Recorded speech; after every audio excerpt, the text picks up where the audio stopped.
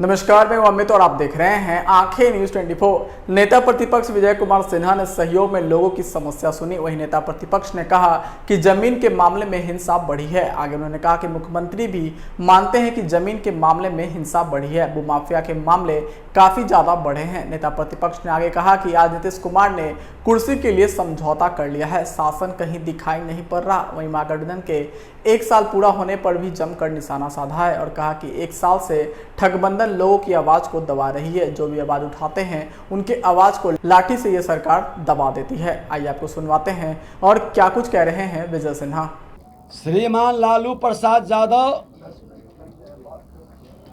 गरीबों के मसीहा के रूप में अपने को पेश किए कि जानवरों के चारा को भी खा गए, नरसंहार करवाए, सैकड़ों विधवाएं का मांग का सिंदूर एक साथ पोंछी जा रही थी, चूड़ियां फोड़ी जा रही थी, जातीय उन्माद पैदा करके अपराधी मवाली को अपने आवास में पनाह देने का, बॉबी कांड में अपने परिवार को बचाने का, ये तो इनका परिचय है।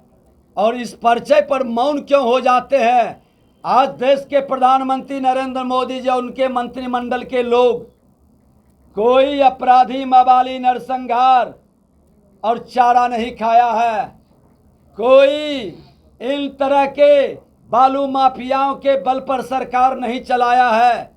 खुल के बहस करें, आवे बैठें और बताएं कि आपका 15 साल, नरेंद्र मोदी जी देश के प्रधानमंत्री का 9 साल, दोनों का हिसाब जनता के सामने बहस से ले लें। संस्कार की बात करने के पहले आज बिहार में लोकतंत्र शांतिपूर्ण ढंग से विपक्ष की आवाज को दबाना, आंदोलन करने पर लाठियों की बौछार और बिजली मांगने पर गोलियों की बौछार, ये कौन सा संस्कार है?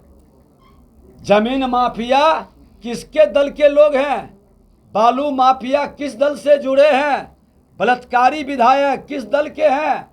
बताना तो होगा। ये संस्कार कहां से आया और किसने दिया है, ये भी स्पष्ट करें। मैं बता दूं कि नेता प्रतिपक्ष के नाते आज सरकार का साल भर हुआ है। नेता प्रतिपक्ष जिस दिन से बने हैं उस दिन नेता प्रतिपक्ष अपने साल भर की उपलब्धि, जनता के हित की लड़ाई को उस दिन हम विस्तार से बताएंगे। विश्वास प्रस्ताव जो है सदन में पास किया गया केंद्र सरकार के खिलाफ, इस पर क्या कहें? देखिए, यह अविश्वास प्रस्ताव उन वंशवादियों भ्रष्टाचारियों की जमात लाई है जिसको डर लग रहा है कि हमारा INDIA का गठबंधन एकजुट नहीं रह पाए, तो उसको एकजुट रखने का, जनता को भ्रमित करने का, मणिपुर के नाम पर अपनी राजनीति चमकाने का, और बिहार में जिस दलित बेटी का चीरहरण हुआ, जिसका वस्त्र फाड़ा गया, उस दलित के साथ सामूहिक पति के सामने बलात्कार किया गया, उसके संदर्भ में एक शब्द की चर्चा नहीं करना इनके दिवालियापन को दर्शाता है। इनको लोकतंत्र में विश्वास नहीं है। पूरा देश नजर नहीं आता है। जो श्रीमान राहुल गांधी और उनके नेता, उनकी मम्मी श्रीमती सोनिया गांधी मणिपुर के बाहर बिहार भी है, बिहार के अंदर हो रहे अत्याचार, व्यभिचार, अपराध, भ्रष्टाचार पर आपकी मुंह बंद क्यों है?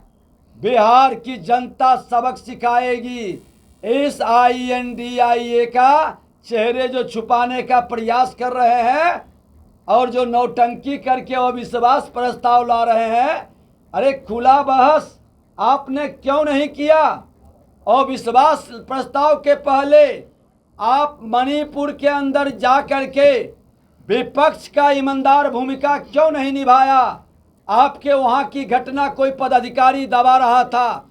एक सजग विपक्ष 72 दिन क्यों लगा? 72 घंटा के अंदर शासन प्रशासन को आपने चेहरा दिखाता तो जनता समझती कि ये कांग्रेस के लोग अपनी जिम्मेवारी का निर्वहन कर रहा है। आपको विपक्ष की भूमिका नहीं निभानी है। सरकार के खामी कमी को सुधारने की बजाय आपको सिर्फ राजनीति करनी है और उस राजनीति में एक खास समुदाय के तुष्टीकरण की भाव से बिहार की उपेक्षा करना आपको महंगा पड़ेगा। लोक में विधायकों के लिए बैठने का कार्यालय जो हमने सदन के अंदर सर्वसम्मति से पास किया था, आज तक नहीं उपलब्ध कराना विधायिका को कमजोर करना और अपमानित करने का इनकी उपलब्धि है। सदन के नेता माननीय नीतीश कुमार जी वैश्विक लोकप्रियता कुछ पच नहीं रही है। उन पर उम्र और संगत दोनों का असर दिख रहा है।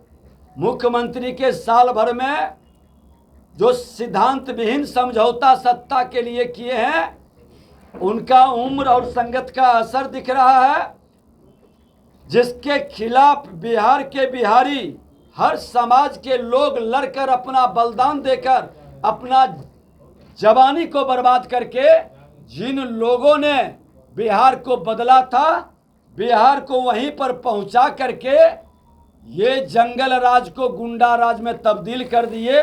यही साल भर की इनकी उपलब्धि है और बिहार के प्रबुद्ध जनता नीतीश कुमार के इस वैचारिक दिवालियापन से हतप्रत है, निराश है, हताश है। यहाँ का नौजवानों के प्रतिभा का अपमान करके बिहार के अंदर अराजकता का वातावरण, अपराध भ्रष्टाचार को चरम पर पहुंचाना सरकार की यही उपलब्धि है। अगर आपने अभी तक हमारे चैनल को सब्सक्राइब नहीं किया है तो हमारे चैनल को जल्द से जल्द सब्सक्राइब करें, लाइक करें, शेयर करें और कमेंट करें। क्या आप पत्रकारिता के क्षेत्र में अपना कैरियर बनाना चाहते हैं? तो आज ही royal Ashoka institute of mass communication and journalism में अपनी जगह सुनिश्चित करें। आर्यभट्ट ज्ञान विश्वविद्यालय पटना से मान्यता प्राप्त 100% प्लेसमेंट के साथ royal Ashoka institute of mass communication and journalism नामांकन जारी है। हमारा पता है DS/16 गायत्री मंदिर के समीप कंकड़ बाग, पटना 8,20,000। आप हमें संपर्क भी कर सकते हैं।